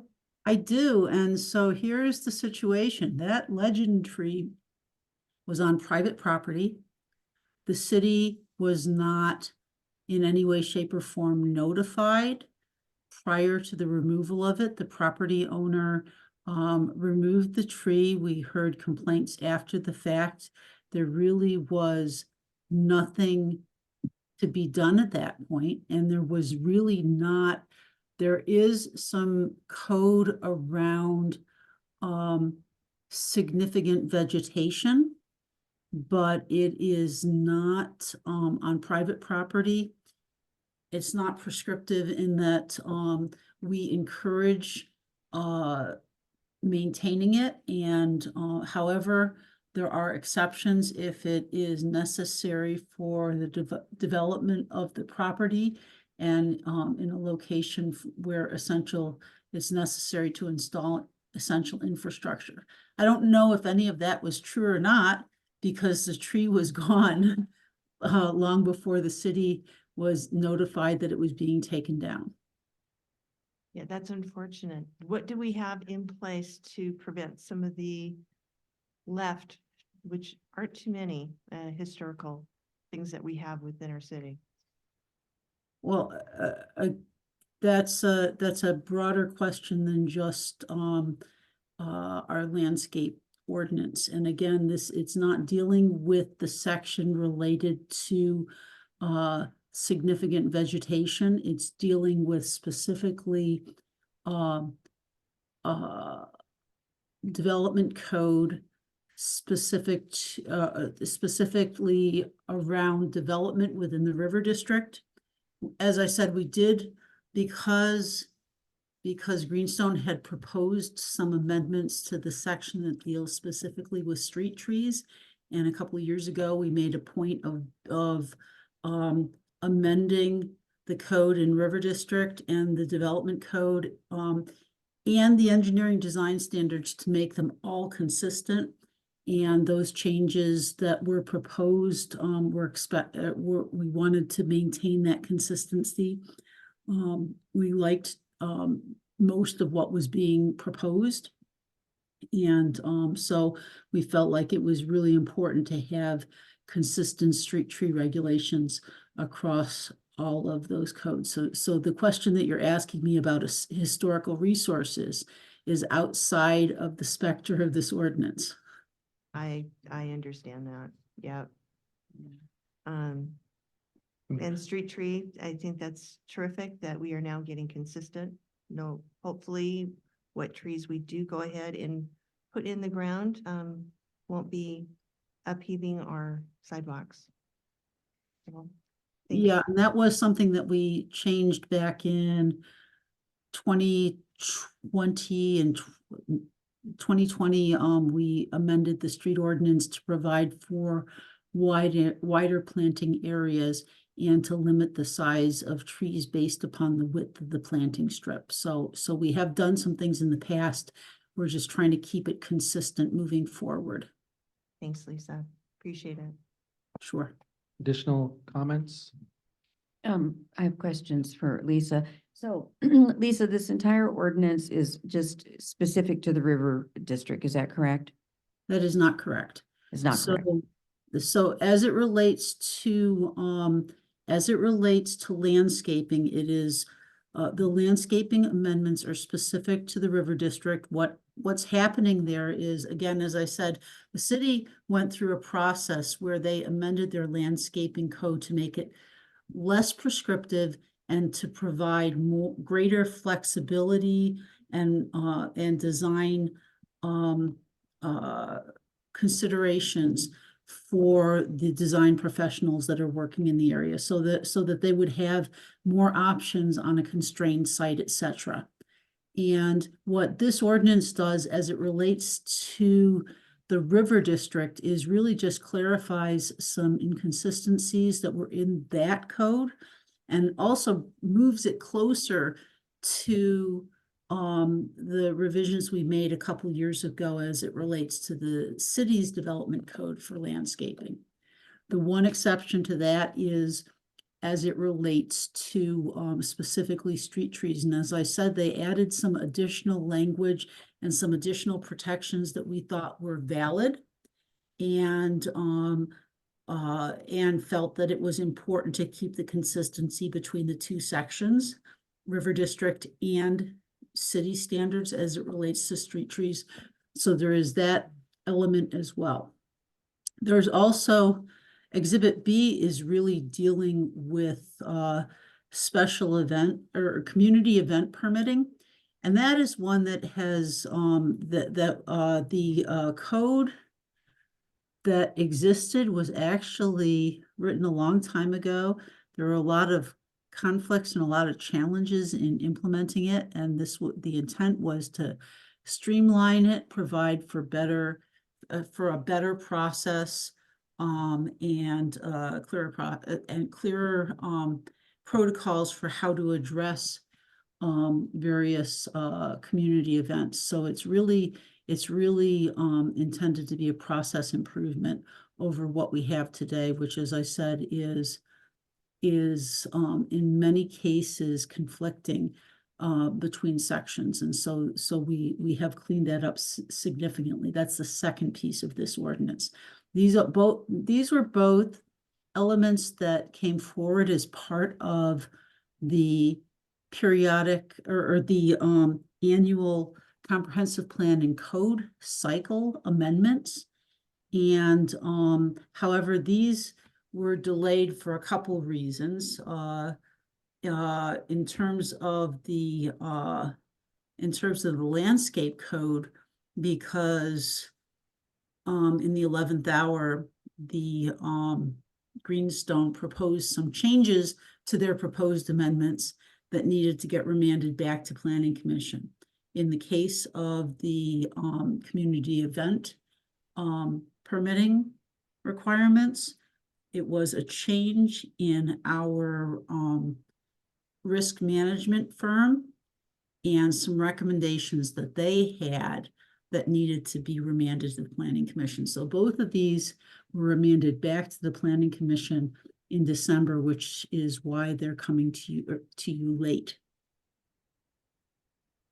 Okay, yeah, my question was more about the Exhibit B, about the events. I just wanted to be clear that it includes the entire city because you have all your big events at Pavilion Park. It does include the entire city. So the events, it actually is looking at both events in city parks as well as private property, because those do also have a potential impact on our emergency service responders, et cetera, and really just need to be coordinated and we need to make certain that there are appropriate protections for the public when we have large events that are on HOA owned properties or that are on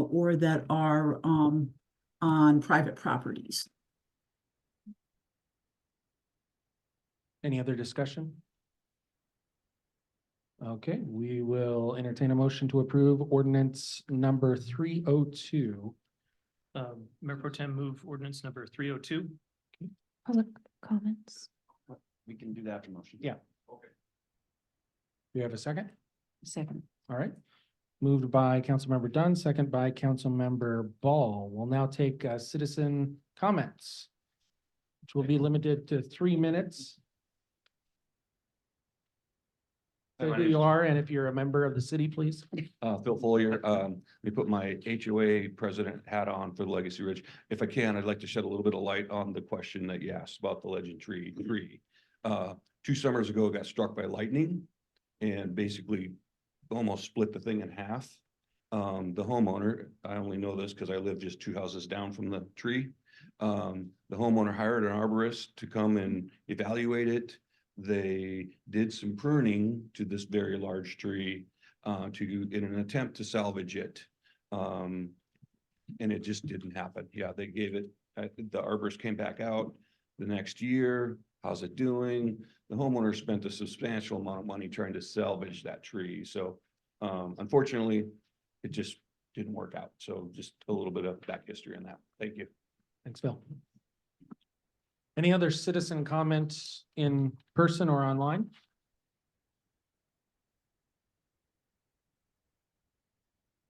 Going once. All right, any council comments or discussion?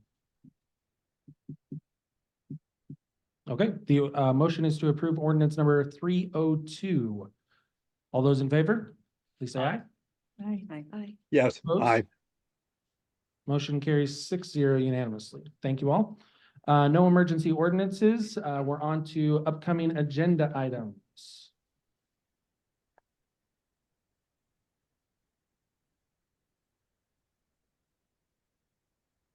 Mark, any comments you want to make on these? So a couple of comments. Next council meeting, which I believe is February 6th, Chief Simmons is planning to provide a year-end state of the department report. And in that report, what I've asked him to do is to touch on a couple of items that you see on this list. One of them is the patrol and HOAs, and the other is the flock, kind of strategic deployment of flock. And so we're going to do that during that update. Now, that doesn't mean that we can't or shouldn't have follow-up workshop discussions. I just wanted to give the council a heads up that we're going to attempt to provide some additional information about both of those items during the chief's presentation on February 6th. The other thing I would mention is that the Community Engagement Commission has requested a semi-annual workshop with council. And so they have proposed a cadence of March, October, I believe, and seeing that there is a blank row on March 5th, I might suggest that we include that workshop on March 5th. Sounds good. Any other items any council members would like to see on here? Yeah, Councilmember Ball. I did want to say that, back to my story about my ride along, a flock camera picked up that license plate, so.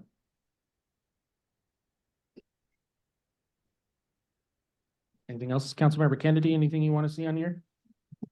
None, thank you. All right. Hearing no more comments, we will move on to citizen comments. Again, you have 3 minutes. If you're here in council, please just come up to the podium. If you are not, please raise your hand and we will advance you to a panelist. And we will start with Phil Foyer. Thank you. Phil Foley, resident. Just want to say thank you, everybody, for confirming the mayor's appointment, allowing me back on the planning commission. So thank you very much. I appreciate your hopefully confidence in my ability to be an asset for the city. So thank you. And for the record, Kennedy, I passed the background check. So thank you. Very good. Are there any other comments in chambers or online?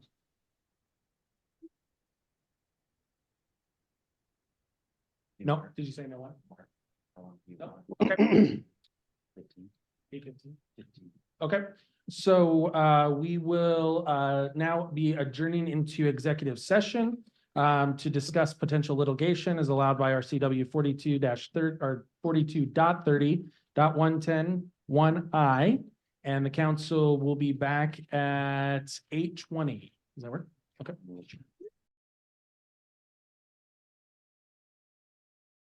The city council is extending their executive session for an additional 5 minutes to return at 8:25.